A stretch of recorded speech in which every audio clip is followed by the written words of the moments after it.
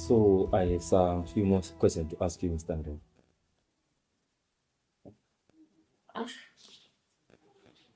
Oh man, internet.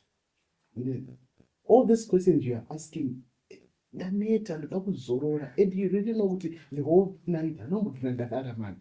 Zorora. No, don't worry, sir. These are just quick one, sort of revision. So you're saying with my revisions, it's not the summary I'm going to do. Exactly. Do but look sweet about what was that. I would talk about Marie Papi. Okay.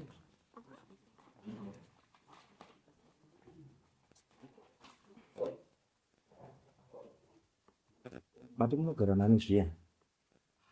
Man, mbotaura wani pane apa pandogara ndega ndiri ndega izvezvo. So you manage this house on your own? No, there is a lady anouya achiita clean up but achienda akatiso Ari izvezvi. mba wake Ise kuti anoshanda achidzokera kumba kwake kana achinge apedza basa.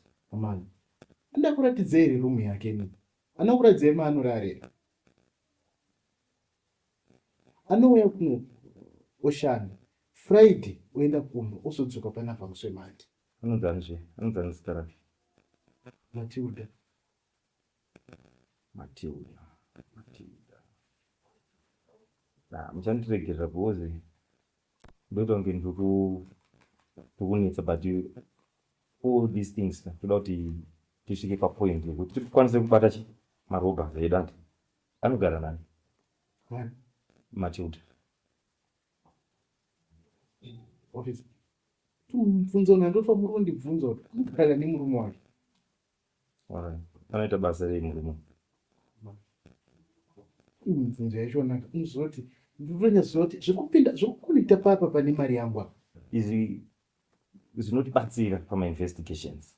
That's why ndokubvunza ini. Tumubvunzo twamunokuona kunge tumubvunzo nhando toto hatuzi tumubvunzo nhando. Especially kana tichisuspecta kuti zvinhu zvakaitika internal. Anogara nemurume wake. Murume wake ndikapeni wanoita zvekuveza masofa. Mane nguva yakareba sei muchigara naye? Matilda gore rino rikapera ringe ndane 11. And how much do you pay? I don't know kuti salary yake yakamira sei. What do you mean? Because I'm not handisi boss waMatilda again. Okay, I thought you were the boss. No, Matilda is my daughter.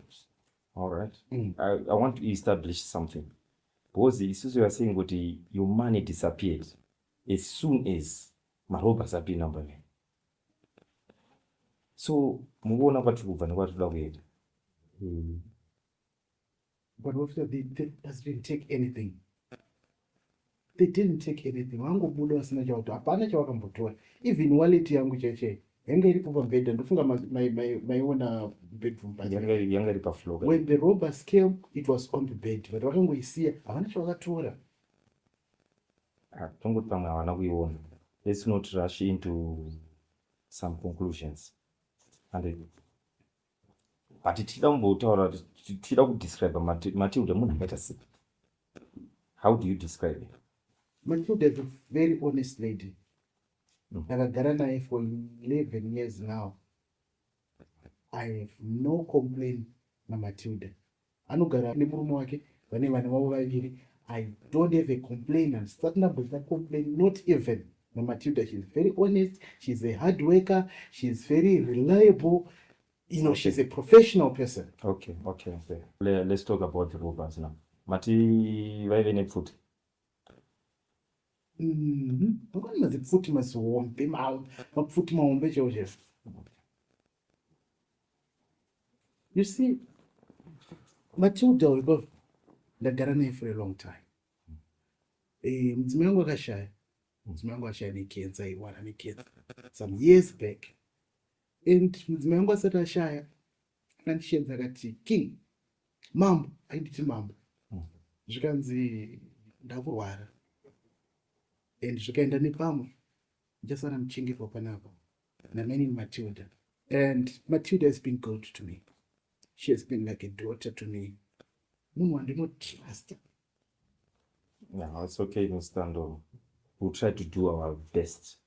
Kuti tione kuti tasvika pakusangana nembavha dzakaubira. But also, murondibvunza mubvunzo zvaMatilda, zvemurume waMatilda. Are you suspecting any involvement yevanhu vari pedyo neni? It's not like we are suspecting, but I have to know kuti makamira sei, pane munogara mune malodgers here munogara, but then you said munongogara naMatilda muri two, and mari yenyu yakadisappear mumba mamunogara naMatilda muri vaviri. So I have to know character yeMatilda. Ndopa toda kutangira tiita sei? Shona mimi. What is that? Mubvunzo yenyu kundishamisa. Matilda is a very honest person. She has never disappointed me. She has never disappointed my wife. She has never disappointed my child. Yeah, you have already said that, but I don't know Matilda. You know Matilda. So I want to know.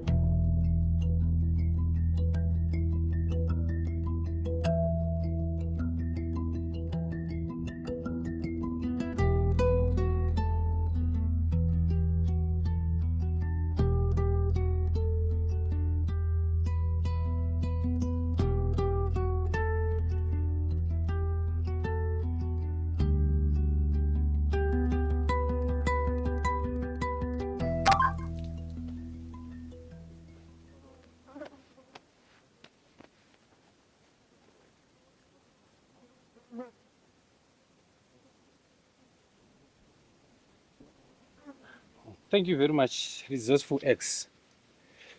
I call you this for a reason.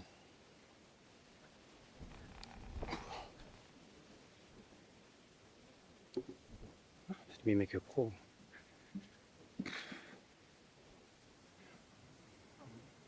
Mwapona bieni bandoro. Izina ryangu ndime Edi Msaka, a journalist with blog and post.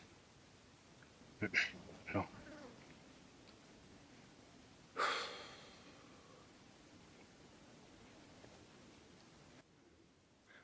Mwapona bieni ba King Ndoro. Izina ryangu ndime Edi Msaka, a journalist with a blog and post. Mudaranja ndakumuti twakavomba twakatandavara. On you finally getting a well-deserved payout. Lots of fun there, excited out there. Mudhara ndareke yakuti angamula janakindi nakanini ika kuti tizove aka chat. In fact, an exclusive chat for our readers abatoveri benu.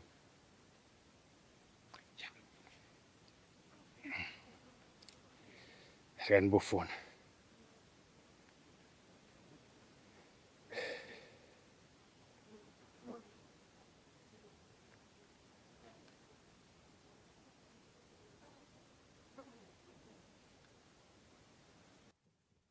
Are you getting me? Are you understanding? Yeah, understand this also, but for the meantime, Yeah. Yeah. It's okay, Mr. Ndo. I think you're gonna we are gonna go shades like station. Tizotaura nenyaya, but anything chinenge chabuda kana kuti any information yamunenge manzwa pamusoro penyaya iyoyi, and this is my number. You can call me at any time. Okay. Naita basa office, please.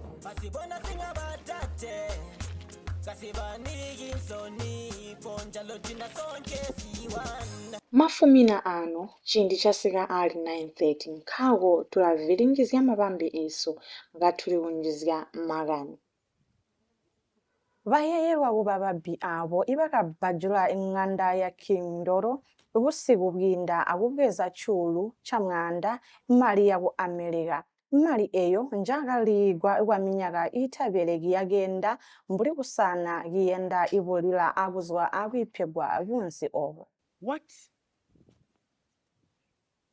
Makani akasika kumatwi abakaphokola phesi bakakaka akwetha imulumbe kanzambwenene luwano ndulamfu phesi thuletha izizwide ikwapa ibukamboni mukhale mulindire. Oh no. No. It can't be. I know it can't be. Huh?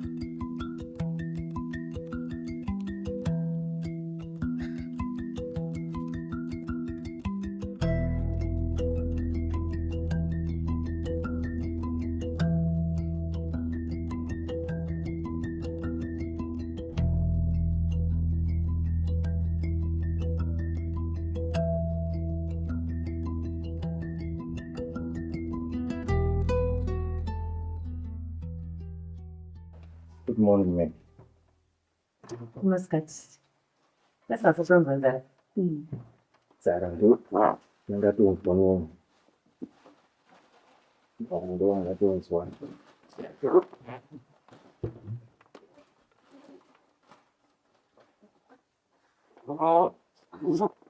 The AQs officially confirmed the Ndebele meeting. Soon, they required a statement. People. How much you look now? 2 pounds, ma'am. Getting pregnant. They are going to read after Miss Whitman said this to be bad. Okay. Around 8ish, yeah, midnight. There's no such thing like 80 on this area. Bosta. What are you smoking? So, ma'am, you know what I mean? I wanted to say it was 8 in the middle of the night. Salam. Yeah, I come back. You see what I done? It was the people whose birthday. So, you know, the running my friends at the one. Plus his daughter, Kalu Chan. So the robbers were calculated. Any shop on ballistics and see. No, there's no proof for ballistic, but there was no gunshots. So it was a clean sweep. Sweet between. And I doubt if forensic is how you can find anything left behind. Even the victim cannot remember whether the robbers were wearing clothes or not. Any little suspect. Yeah. In November, I'm waiting down with go through our local weapons, my big boys, they don't know what apparently anyone a report within this list. But But what? But I doubt that the victim will help us in any way. Why? State Harry is very confused. Yeah, my robbers are being the Baraka Buddha's much. I can't follow. The victim is insisting that the robbers Wakabuda was in a chew. Wakabuda was in an animal. Which is what? Yeah, I would marry washing basket. More bedroom marry. So Maria didn't It doesn't make sense. Doesn't make sense. Okay. I think it's one about this meeting. It's some kind of psychological thing to read the mind much. I think this guy needs some few days with an answer to get back to his senses. Okay. So a few days. Yeah, because I can see there's interest from media and people, which is not good. Do you need help from the CIG homicide? Why should I need to go inside me? No, because, you are from forensics. I'm good with the November. In fact, zvikuinditira kushanda naNovember. And I think even in my future task is a good time. Okay. So I just want a few days. And you don't want to Out maintenance, out maintenance meeting. convince after 10 minutes. You Oh, it's no longer complaining after duty. it's very good.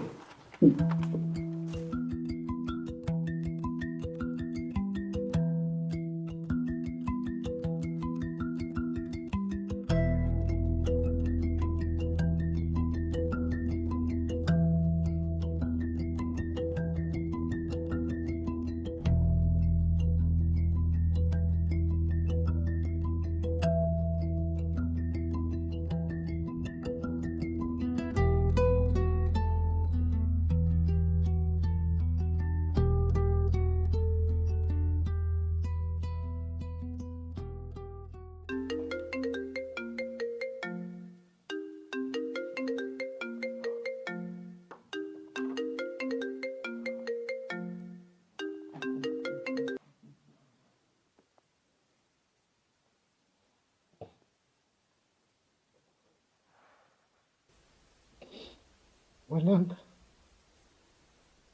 Deji, is it true? It is learning a share again news, Baba.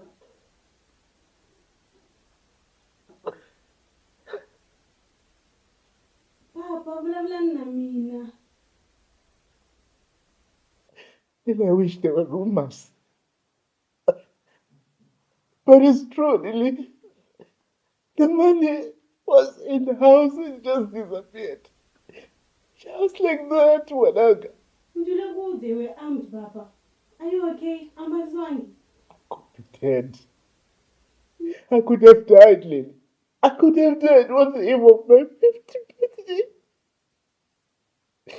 The delivery guy you sent, they have saved me. Yeah, I understand the trauma you're going through, Baba. Saka mapolisa wile, akwanza kumfunere. They said that they will help, but the fingerprints people were here. They just left, but But Baba. the whole thing is just mysterious. The robbers didn't take any money. The money was gone before those guys came in. Samula kumawan ma robbers. Angenile first before lava. There was no breaking. I never left this house when I came with the money. The money was in my bedroom, and you know, Lily, the bedroom was always locked. It's always locked. The windows, the doors, even the screen on my bedroom was locked. I was careful, my daughter. I was careful, Mananga. Samula kuyini Baba. Matsunzika kahle kahle lama nga vekela mali eri. I'm not that too old. I'm not that too old, Mananga. Ya nasitwisa papa kwamukula ngoku. Okay, ndamfonela bheki ke. Nima ndibona kuningenda njani leno side leno kanifuna amapolisa ema-investigation. Saka nimlavela munhu akwanisa ukumkhanzela na. No, Mananga, angifuni lokho. Mina ngifuna imali yami, Mananga. Okay. Yeah, nasitwisisa kumlama la mina bheki. Try to be strong, please. Iyabonga, Mananga. Mwavulisa kumuti nimesharp muri 1 dwingolomo. Don't worry.